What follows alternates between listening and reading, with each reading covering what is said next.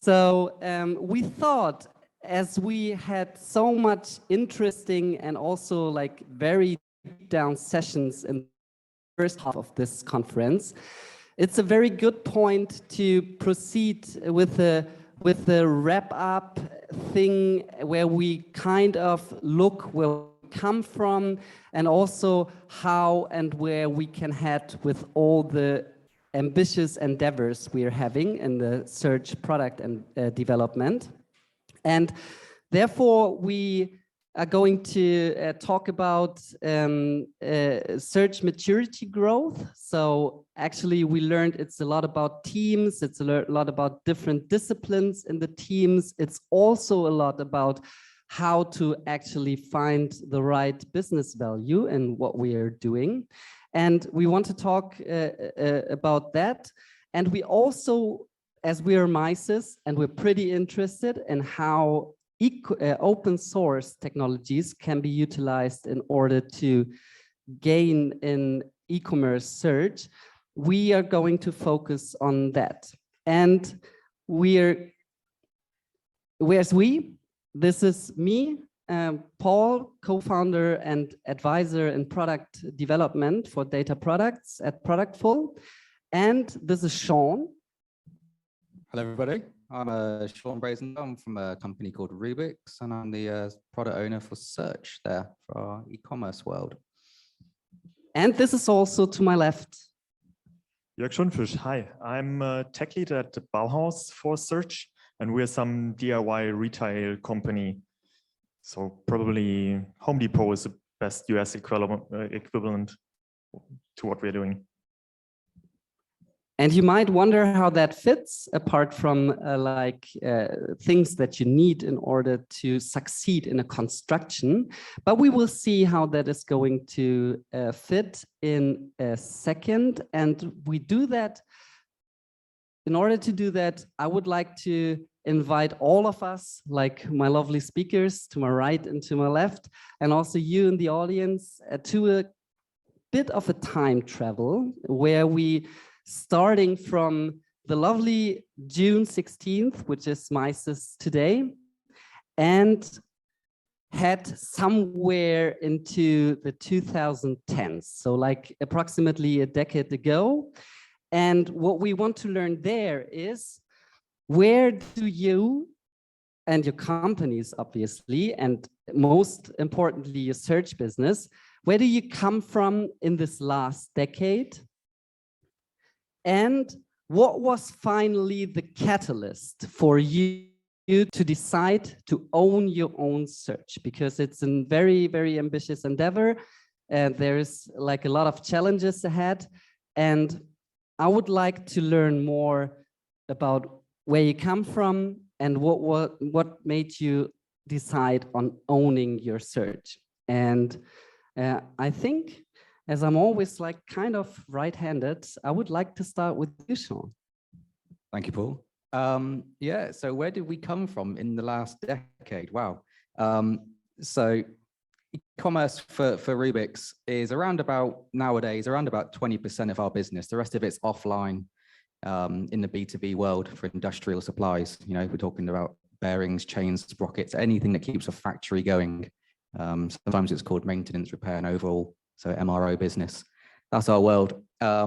So going back to in the last decade, you know, our e-commerce platform is based on SAP Hybris.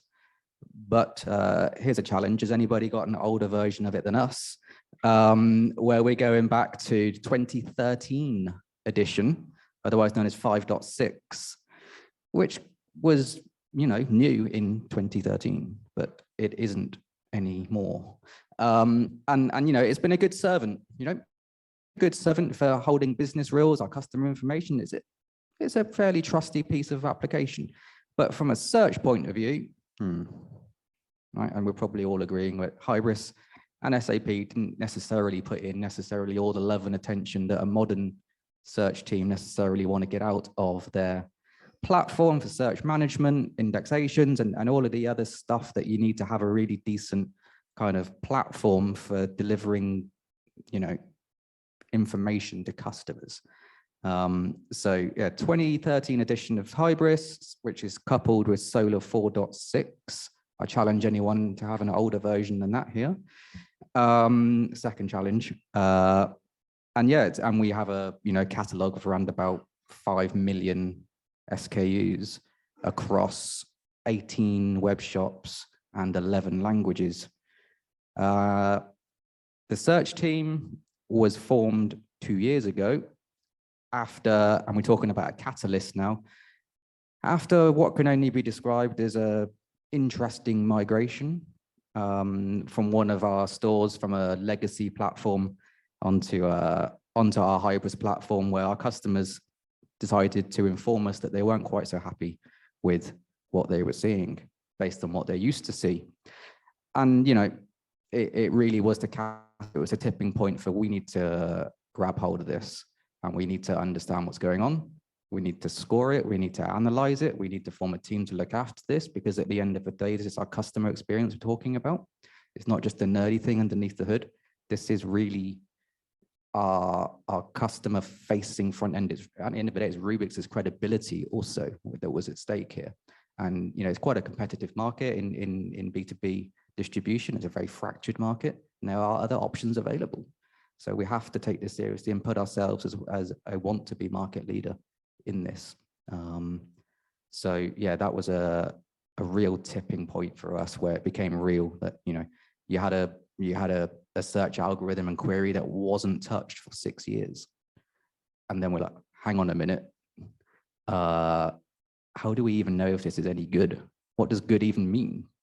Right? Is it the first 2 results for one query that a sales manager types a way of scoring search? Well, maybe. But we need to look at this on a bigger scale, a more personal scale, listen to what our customers are saying and react to that. And we need something in place to be able to respond to customer needs. This isn't just a tech thing. This is, customer facing. So, yeah, well, and we'll probably get into what we did a little bit later, but for us, that's where we came from. So very much of a old school offline business, suddenly realizing that the internet is really important. And how customers find our products was even more important. So I'll hand back to Paul now. I think that's where we're from. Okay. Thank you, Shaun. I think it carries a lot of interesting aspects, and I will go and ask a couple of questions to that. But after have some insights, and it's for everybody, not on purpose that the 2 company representatives are sitting here together, but it's also like we see commonalities, but also some differences, and it's really interesting to explore that. So maybe you can add on to this and tell us a bit more on where you come from in the last decade and what was your catalyst at Bauhaus. So maybe for Bauhaus, I can't even go back a decade. We're coming from a basic shop, brick and mortar shops, and that was the most important thing. And e-commerce wasn't the thing at Bauhaus until 2014. And even back then, it wasn't really e-commerce. The system back then was called product presentation system. So it really was just showing products, but you could buy anything. There was a phone number you could call to order, but not really a web shop. That started out about 2 years later. Coincidentally, we also used Hybris, a bit newer version by now, but still very old.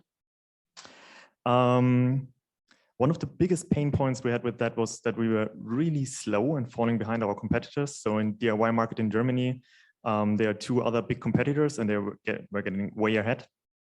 And overall, we are present in 19 countries, so other countries weren't that much better. But luckily not as relevant as the German market right now. But yeah, we were I think at 2 Hybris releases or releases of our search or our store per year back then. So whenever we wanted to change it, we had, in the worst case, wait half a year to get it to the customer actually. And yeah, like Shaun mentioned, there was no search management, no real influence on the indexing. The ranking algorithm was changed a little bit, but same here, we were flying blind. We had no idea if it really was better. Requirements were coming from all over the place. There was no real knowledge inside business how search works and how you should influence it to get better results, or how your business needs might influence search. And all of us decide, all of that made the company decide that you really need to own your search. You need to have some more search knowledge. Back then, it was like 3 people part of the BI team that managed the search. So that's how important search was back then. And yes, all of those points made us to change that.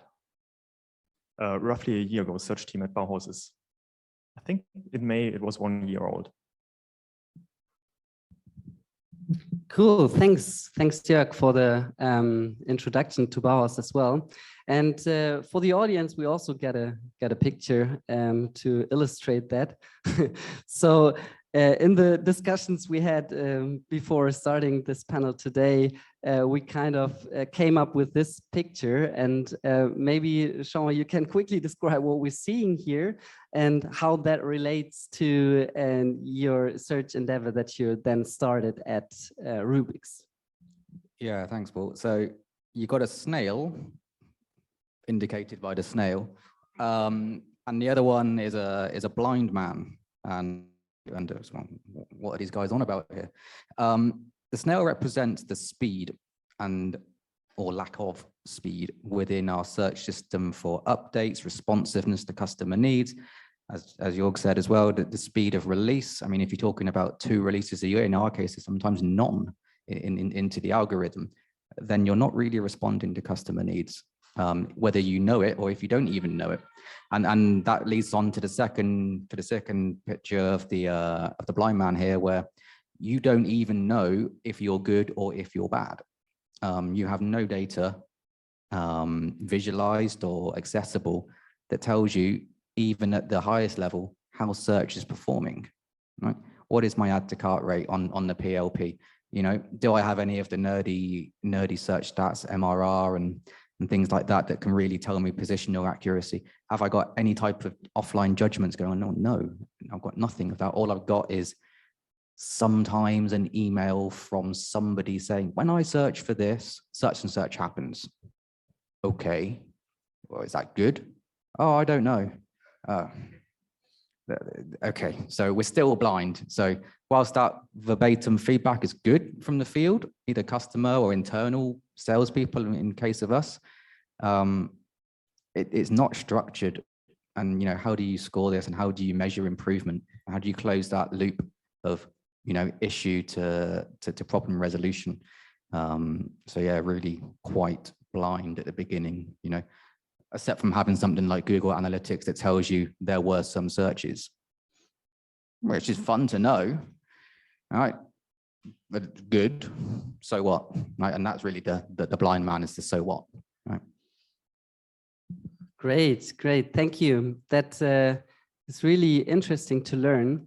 And I would like to add on and to connect to that, because like, as far as I understand, we are in a situation with a very like tediously old Hybris version that is like inflexible in further developing, but also have the problem of not really knowing how we stand in terms of search and search success. And as far as I understand, the first thing you did was like explicit resources in terms of a search team that kind of has the goal to tackle that. But that search team kind of came up with a decision on how to proceed. And as I learned, you proceed with an Elasticsearch Solar version. And also used like Quirky, Smooey, and other open source technologies. So maybe we can now go deeper down the road, the explicit technologies that you used and kind of the why you choose the path for these technologies. Yeah, so the first thing we did once we wanted to take search seriously was phone Charlie. We're like, can you help us? It's like, sure. And to solve the problem of blindness, we had to get some analytics in place. We have a data lake at our resource in Rubix, but we weren't really swimming in it. We had it, it was nice to look at, but were we extracting any value out of it? No. Okay, well, we've got a team of guys who like to visualize data and kind of know what they're talking about. So let's use those guys in the search world as well and bring that knowledge into play. Okay, now we've got some stats that we can start to kind of be more or less confident on, right? What are we going to do about it? Where to go next? And I think the next thing we did was to really look at, I think we heard Renee talk earlier about the maturity model, is to score ourselves. Where are we in, 5 or 6 or 7 key areas of search? Where are we, right? On a scale of, good to awesome or kind of average. Be honest and find the areas where we can deliver some impact to customers' experience, places where we're able to do it for now, and understand places where, okay, we're not able to do that today, but at least we're aware of it. So kind of surfacing a horizon to shoot for also, but also, kind of figuring out a plan of action of what to do about this. So, one of the immediate things after analytics was to say, okay, we've got complaint after complaint after complaint from the field in different countries saying search is not good enough here. What can we do about it? And as the search team at the central level where I am, like, oh, this is really difficult to respond to this one query in Spain or in France or in Germany. We're spending a lot of time fixing something in the algorithm, and it just seems like this is difficult. Hybris wasn't offering us always the search management solutions that we needed. Okay. What if we were able to leverage something that could, kind of augment the day-to-day search management down into our field, down into our countries, where actually they can start to own their web shop, their search experience, their customer experience a little bit more than they were doing before. They know their products better in their country. They know their customers better. They definitely know their language better than me. So why don't we give those guys an empowerment tool set to really do something about it, and speed up that pace of change and customer resolution? So, knowing that the search stack that we had, we were made aware of kind of the chorus stack, which I guess a lot of people here know about. So you got Quirky, and then the visualization for that with SMUI, and then Cupid for kind of offline human judgments as well. And this kind of fitted exactly where we wanted to be. We were able to leverage this open source stack, plug it in relatively easily, a little bit of hacking here and there, based on Solar 4.6 and things that you have to do to make things work, but we got it in. And we were able to onboard pretty easily the country teams who already existed to say, hey, do you know what? If you see something wrong, you can do something about this now. It doesn't have to be us at the core anymore. We would like to support you, but we would also like to get on with sorting out some of life's bigger problems than, trying to fix a multi-word synonym for someone who spells long spanners wrong. Why don't you guys do that? You can give an immediate response to your customer needs. It looks great. We'll target you on that because we'll spend some money implementing the stack, and we want to make sure that you're using it. And that's what we did. Cupid on the search judgment side was, and still is, one of the most powerful tools we've had installed at Rubix for the last year and a half. It's really brought that kind of blindness to light, even if we're only scoring at the moment the top 50 queries in each country. But, even at your top 50, with a human telling you, this is good, this is bad, this is good, you'd be amazed the amount of insight we're getting from that. So yeah, for us, Chorus, Quirky, SMUI, Cupid was the immediate solution to improving our customer experience rapidly, whilst the rest of us at the core search team get on with the innovation and the things that we really want to focus on next. A lot of stuff that we've heard people talk about today, personalization, re-ranking, and all of these things that can give more value in our global algorithm, but take the day-to-day stress off the core search team and augment that down into the countries. So that's where we are as of today. Well, that's awesome. Thank you, Shaun. So as I learned, it was like coming from an intuition that the search is not good and a lot of like external critic to the search, and then going really to analytics and objectifying this position. And from there start like using the first and most obvious thing to focus on, which is like establishing something to counter the critic. And this is like the search management process and the objectification of metrics that you see there. So what I would like to learn when looking at Bauhaus is, was it similar at Bauhaus? So how did it work out and play out at your company? The basic story is pretty similar. Luckily, we already had a bit more analytics in place and had some first reports. So we knew where search was not so good, at least in click-through rates or add to carts. But especially the second part that Shaun mentioned, that there were a lot of complaints coming from business that we need to change this and that. That was taking a lot of our time and basically prohibited us from developing a better search. So one of the first priorities we had was basically enable business to solve their own problems, to in that way have something like Quirky and SMERI ready, and so they can basically solve it on their own, and we have time to focus more on the core task of optimizing the search engine in general.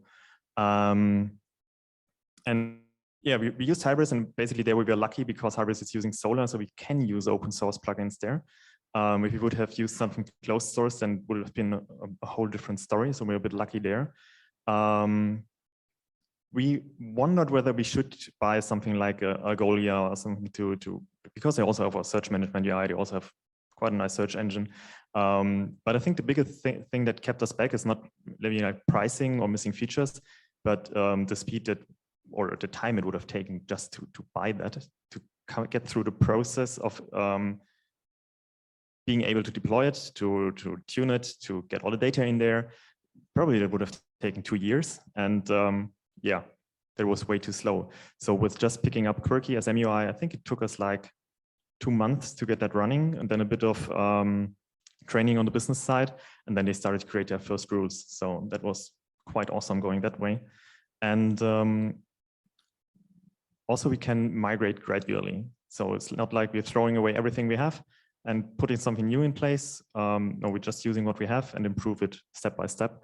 And also pretty nice is that they have some interoperability. So if we decide to move to Elastic, most of the stuff can also stay with the new things. And that was also something that influenced that decision.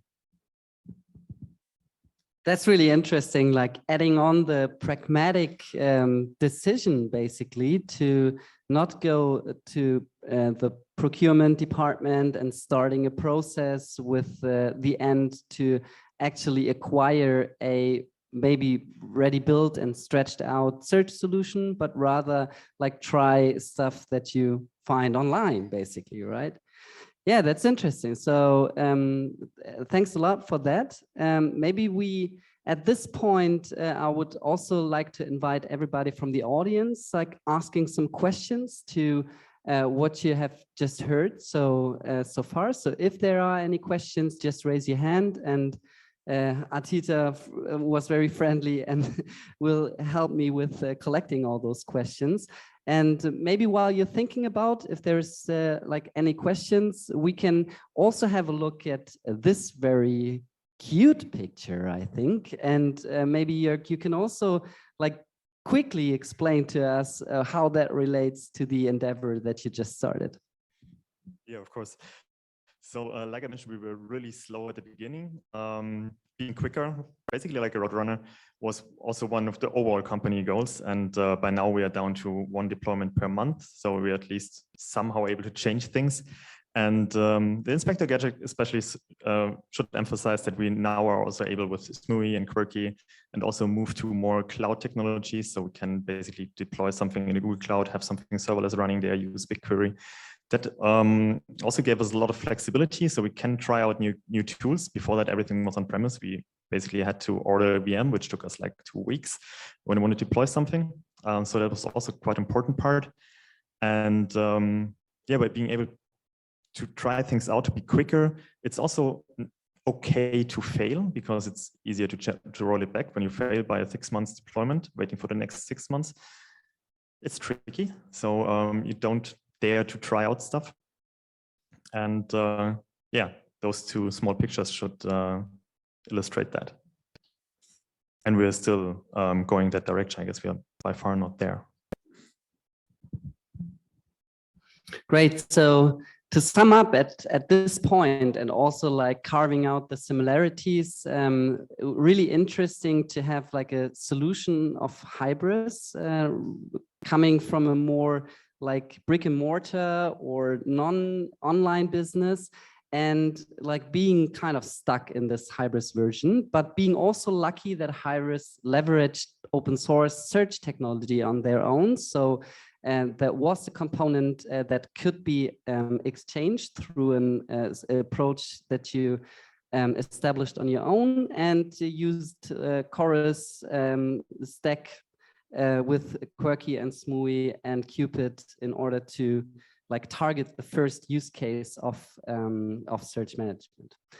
All right, so when we take all that and we came kind of up with this picture and see it as a first step graduation, and I think Shaun, you mentioned it when we first talked about this picture, like a graduation also comes with the time in your life where you've learned a lot and you already established a lot and you also researched a lot and maybe you also built a lot, but it's finally the degree and the point in your life where you actually start on working, right? So this is the transition to real working life. And if you reflect all that, question is, what is your key learnings from utilizing open source to getting into a state where you like say or feel that you finally own your search? And I would like to as well start with you. Okay, yeah. Key learnings from open source. I think it was the speed and flexibility to get it into our existing e-commerce stack. As Paul says, we were lucky to have Hybris and Solar with us, and we were able to plug in something, you know, more or less off a GitHub with the support of many people in this room's commits and community-driven development. It's incredible work. Thank you for those people, by the way. You know, that got us into the game faster than, like Jörg says, if we wanted to go to a proprietary system or another open source search engine. You know, at that point, you're talking about a search engine migration and not just, you know, kind of pimping up your existing solution. Kind of also de-risking the whole idea of a search engine migration rather than picking up the whole thing and putting it in another system, be it open source or proprietary. We decoupled the search management part. Okay, so Hybris still controls indexing and things, but the part where I could actually touch a customer experience, we've now kind of decoupled. It's no longer owned by our e-commerce platform. It's owned by us, Rubix, ourselves. And that's something that, you know, means a lot to the company, that now we've finally got a handle on it. And the open source side is, you know, kind of helped us accelerate that part of our maturity model. There are other parts of the maturity model that are not yet touched or a work in progress, but kind of search management, we feel at the moment, yeah, we've got a solution that is up to date, does what we need it to do. And you know, we've got thousands of rules now created by people across Europe who are actively improving customers' lives on a daily basis. And that means a lot to our business. And it wouldn't be without, you know, being able to leverage something like Chorus, other than embarking on a big migration project, as Jörg says, you know, anywhere north of a year, and then, you know, sky's the limit sometimes, right? So, yeah, quite happy with the output so far, but there's still a lot more to do, as the picture identifies. We're only just starting work now. So yeah, hand back to Paul. Yeah, has there also been some challenges? And also, like, if you mentally compare it to an approach where you would have gotten down the proprietary software solution road. So is there something, I mean, it's hard for you to tell because you choose the way for open source, but is there something like you would like to highlight in comparison to a maybe alternative or different approach? Yeah, I think the open source world indicates effort on your behalf at some point. You know, it's not the finished solution. It's a thing that you can take and you have to get it into your business somehow. For us, that meant we were able to thankfully leverage a team of internal engineers already to take it. But if you don't have that, that can be a blocker. Things like supporting the system. I don't have a phone number for Chorus to phone to say, hey, is this quite how it's supposed to work? You know, I'm that phone number for my guys across Europe. So the support comes back to us, but you know, you think about that, and that's part of owning your search in the first place, right? That's why we wanted to do it. So it's something to be aware of. It was never seen as a blocker. If we had the people and the resource and the intent in place to do it, then get on and do it. But be warned that, you know, it is open source. It's not the glossy presentation that some of the proprietary systems will give, which, by the way, some are really awesome and look really great. And, you know, baking in a baked-in analytics and A/B testing solution into a proprietary platform is very attractive when you're looking for an answer to a problem. But we're not there, and we are having to build up the capabilities bit by bit, area by area, leveraging what we've got internally to give a similar kind of experience. So yeah, to be aware of, but I certainly wouldn't say it was ever a blocker. It was anything a path to speed up customer experience for us. Great, thank you.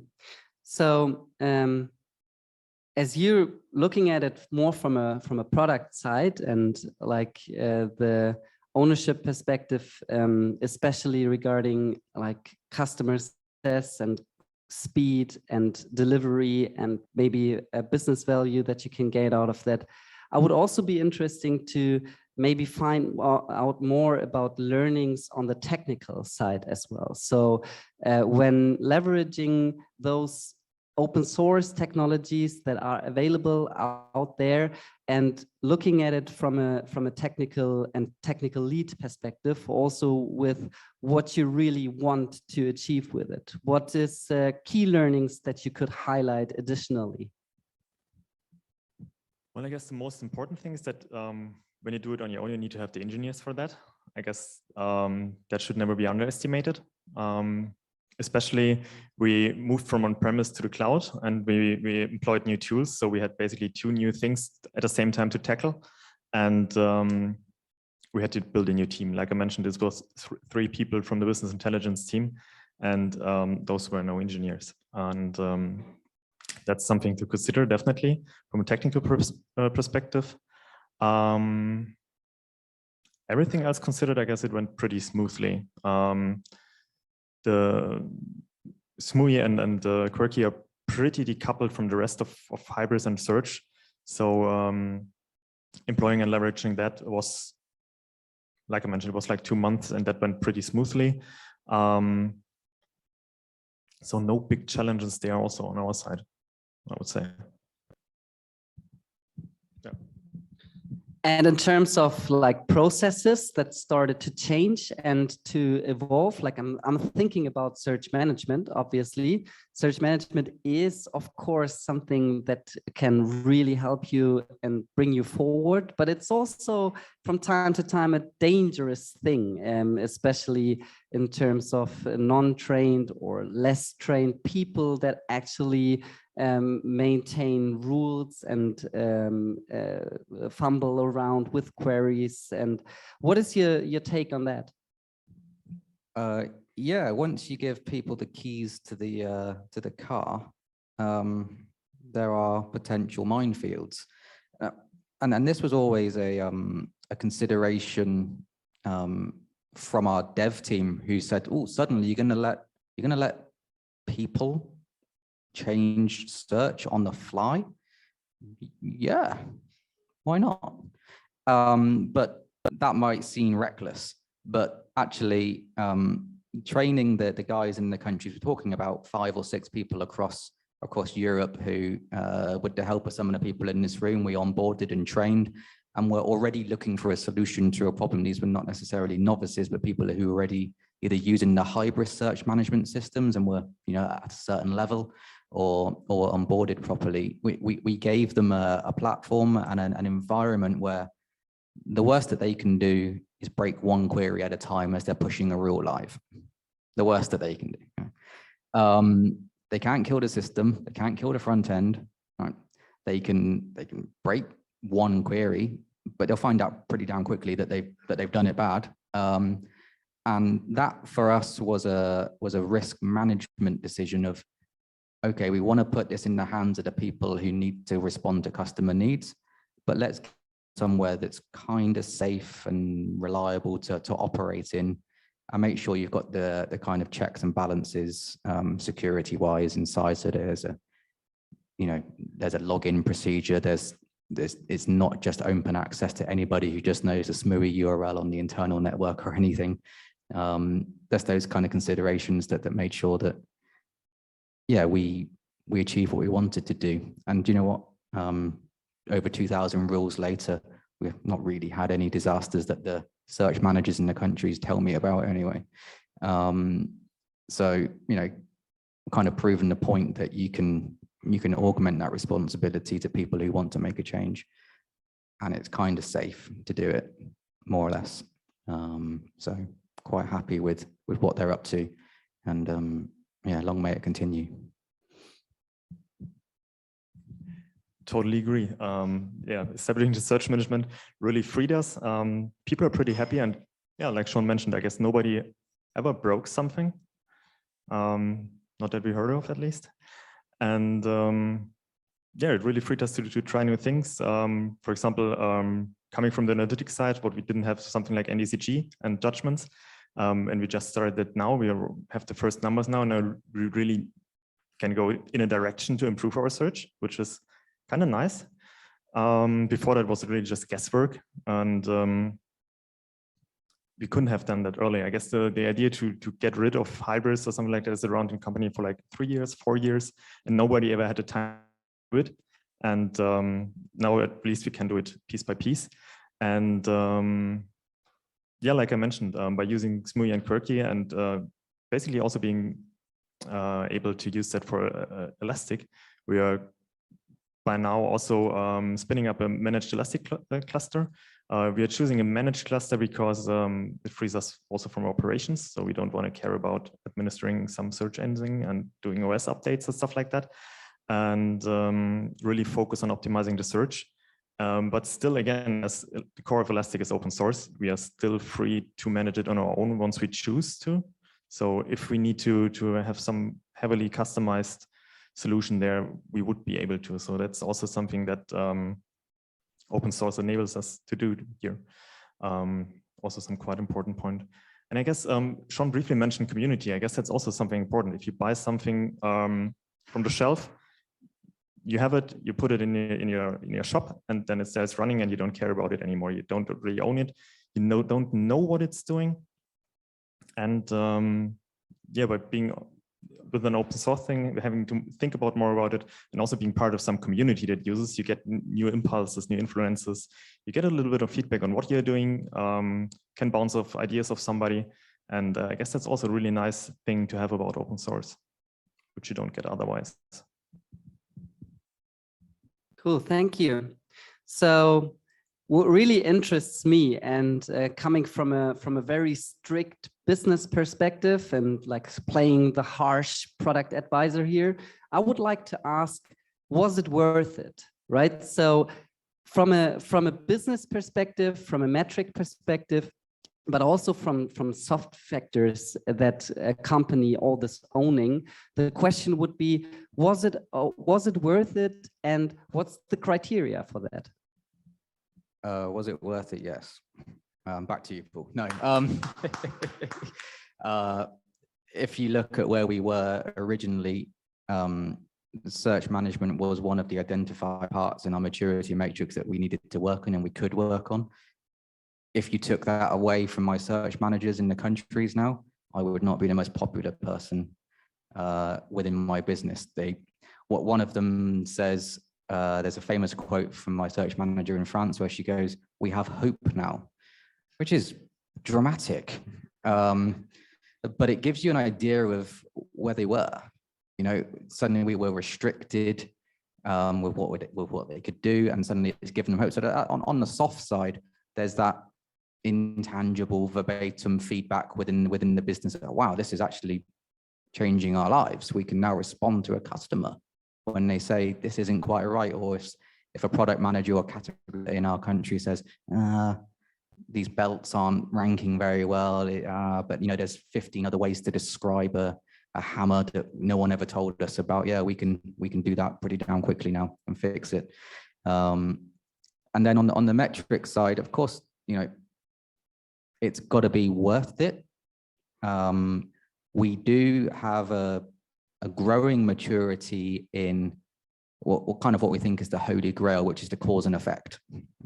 So have those 2,000 rules or more in our countries actually delivered a performance increase in the e-commerce metrics and search metrics that we have above and beyond the famous "it looks good to me" metric?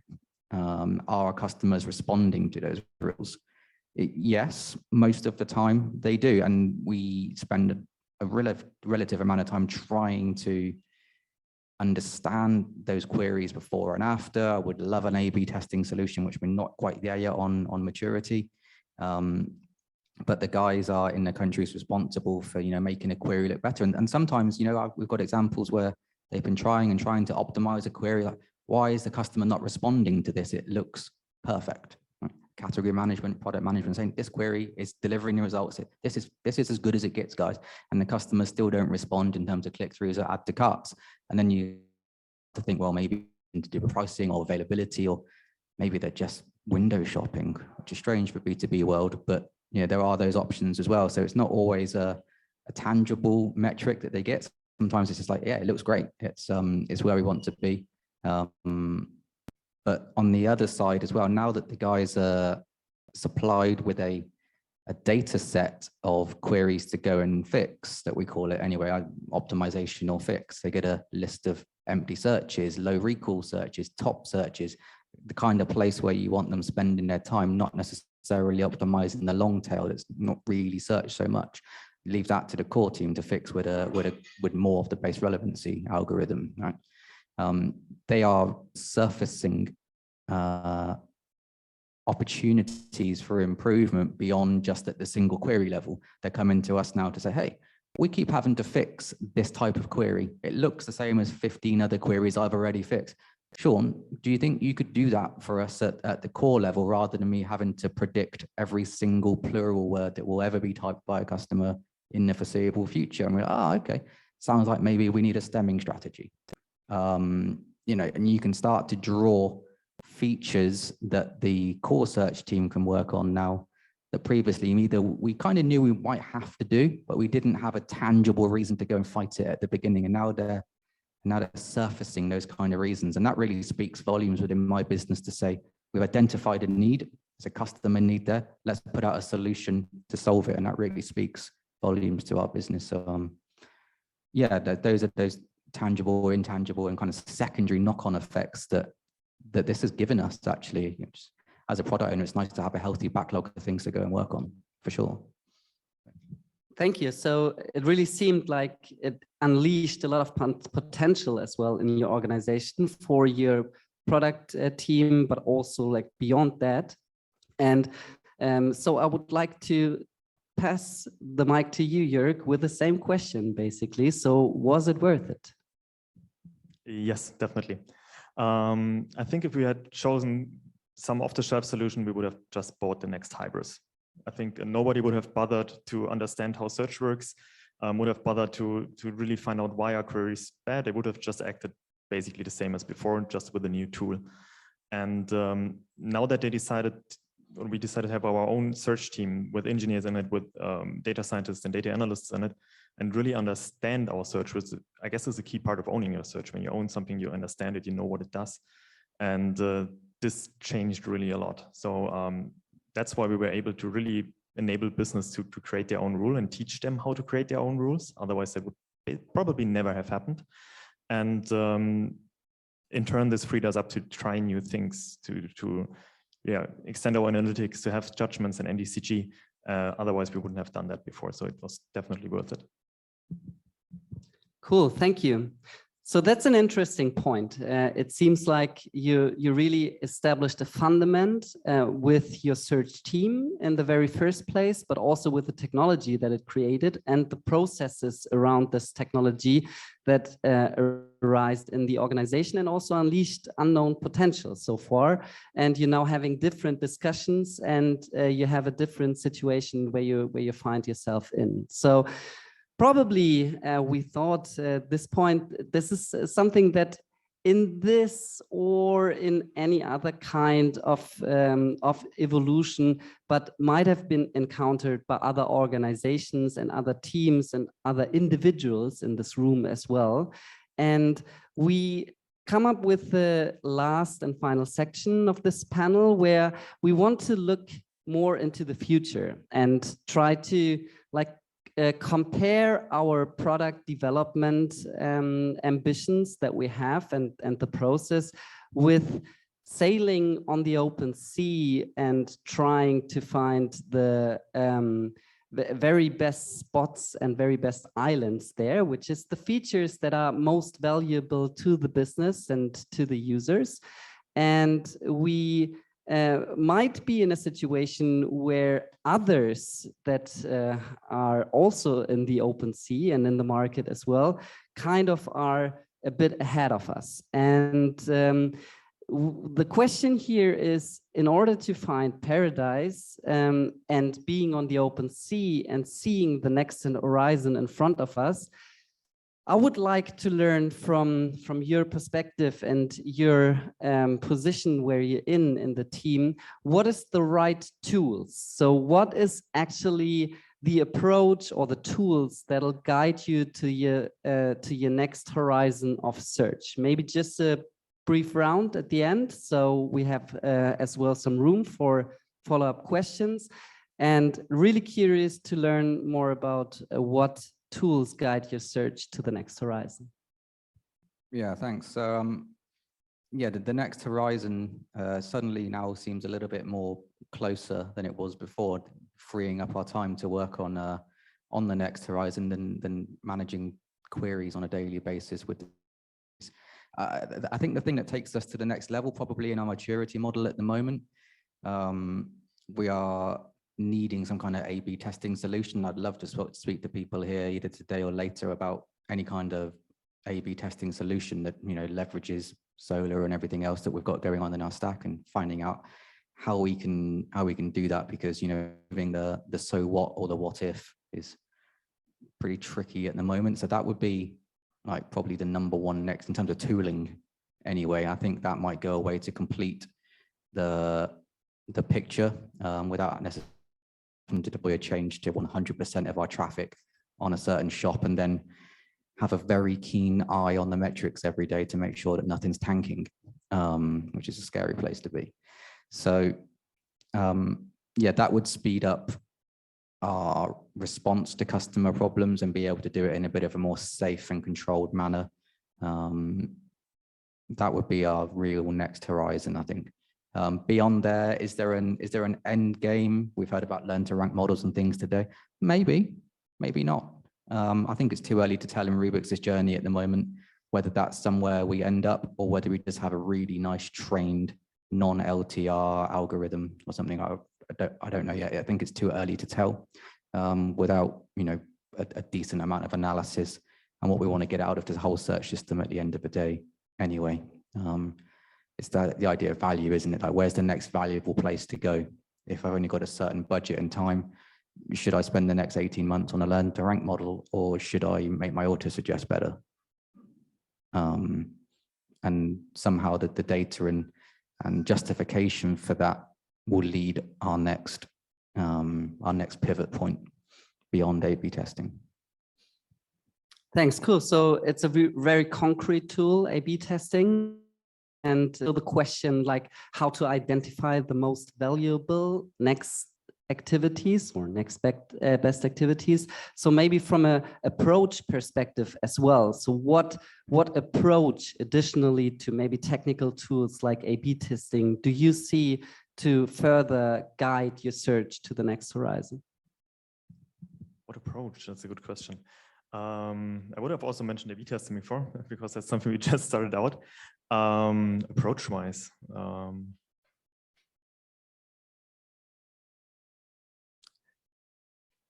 yeah, maybe have a look how A/B testing works out and really try. I guess from a technical perspective, A/B testing is really nice. You get to try out a lot of things and see how it works.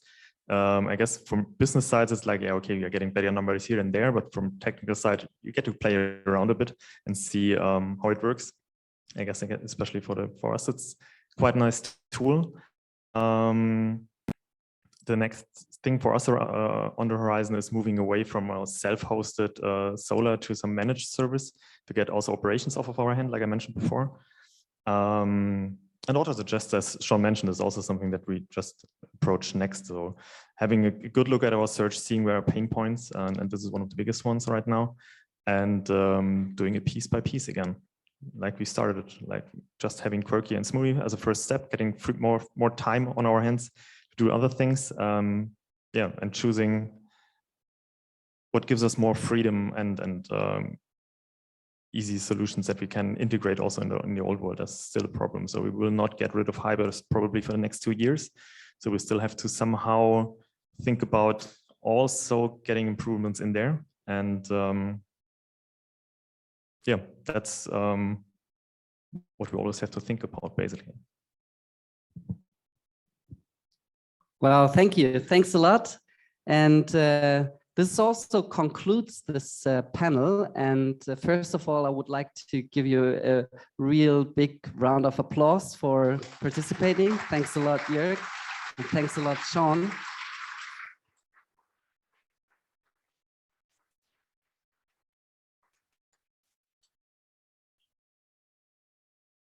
So if you have any questions, feel free to ask them. Roman? Sure.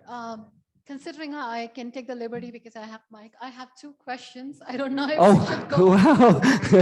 So it's I ladies waited first. because I'm sorry. You skipped after the second part. So there are 2 questions I have. And please, excuse me, I want to go first. So the first one is maybe to anyone who would like to answer is that you have leveraged and harvested a lot on open source tools.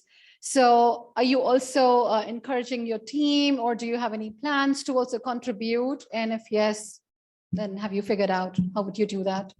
Because now it's your turn to contribute. Maybe Jörg? We would definitely encourage it. I think we haven't found out a way or a mode on doing it. We thought about some little things, probably something like user management, but it's also a tough thing. Because even if you change just a little thing, you have to think about, does it really, does everybody benefit from it? So there's a lot of communication involved, and I guess we didn't have enough time yet to get into that dialogue. But yeah, we were definitely open for that. And I guess open source lives from that, of course. Okay. And the second one was because we are discussing too many open source tools here, and there are plenty in the market. They're like mushrooming every single day. So how do you figure out that which one is appropriate in your case, and how do you have a strategy you would like to share, or do you have a plan that you adopt a tool? Maybe it would be useful for us as well. We're not using any open source tools right now, but they'd like to know how to start. Yeah, good question. So, I mean, we were recommended Chorus. So that was kind of a head start in the selection process, but it opened our eyes to the opportunities of the open world, where we were kind of thinking, oh gosh, we're a bit stuck with search management in our current Hybris version, and that might just be as good as it is, which was sad. So in terms of looking beyond there, I think the way that we try to approach it at Rubik's anyway is certainly on the product management side where I sit. I'm not necessarily always going to be recommending the tool. We try to disassociate the solution from the product managers anyway, but to focus on the customer need first, and then let the tooling and the engineers come back with a solution that they may know about in the open source world that responds to the need that we have. There's some nice shiny tools out there that can work very well for some organizations, but it doesn't mean they'll always work for us. Other selection criteria, security, vulnerabilities, compatibility, all have to be considered. And we have an internal DevOps and security team who will look at those kind of choices that we make in terms of not just current compatibility, but future compatibility also. So you put all that into the mix. And then as a product manager, I would expect that the team come back to me with well, here's what we found, Shaun. We think that this responds to the need. Which in sometimes could be proprietary or could even be open source. I tend to disassociate the exact requirement into more of a, does it fit my need, whatever that may be. Okay. So I have a question regarding the privacy. So what's your take on data privacy while choosing between the own search and the proprietary like cloud solution like Algolia? I mean, the privacy is always important, but I met with people from two different groups. The first one is that we never share customer data with anyone. And another one is like when there is a data sharing agreement signed with your blood, that's fine. So what's your opinion? Like, is it important? It's definitely important. So I know that basically for every tool, it goes through our law department and takes like months to get approved. So again, a lot of process involved. Yeah, basically when you host your own open source product, you circumvent that by not having to care about that. So it makes it a lot easier. And especially with something like that's completely closed source and maybe just offers you an API endpoint, you don't always know what kind of data goes in there. But yeah, I guess the business approach usually is if everything is signed in blood, like you mentioned, then it's okay. Yeah, but it's even better if you don't have to worry about that. Thanks. I have one more question. Okay, so I think someone mentioned earlier today that the technology sometimes or oftentimes reflects the way of how the company thinks. And if you're stuck in a very old Hybris version, that also indicates some way of thinking within the company. And I think culturally, then you have to invest a lot into that change. So what obstacles did you face in that respect? So it's not just about, oh, we want to own search to accommodate for customer needs. I mean, that had been there for ages, probably. But there must have been something within the companies that made change, that triggered that cultural change. And I was wondering if you could tell us more about that. Shaun, I think you had the older version of Hybris, so you're going to take that? Yeah, no, you're right. After 7 or 8 years with basically one solution, which tried to do everything for the business to say, hey, we want to try something new. Yeah, that was a challenge. It was a challenge, but also an opportunity for our engineers and partners to embrace something new, and to not necessarily work on something that was, just the same that we've always been working on. But there was a challenge in saying, well, why do we need this new thing? Why can't we make the old thing do what the new thing could do? Why can't we reverse engineer some functionality in Hybris to do what we needed to do, for example? And once you weigh up the pros and cons of doing that, we can say, hey, here's something open source ready to go. We can plug it in. And like Jörg says, be up and running within a relatively small amount of time, or we can try to build this ourselves. It was only really one winner.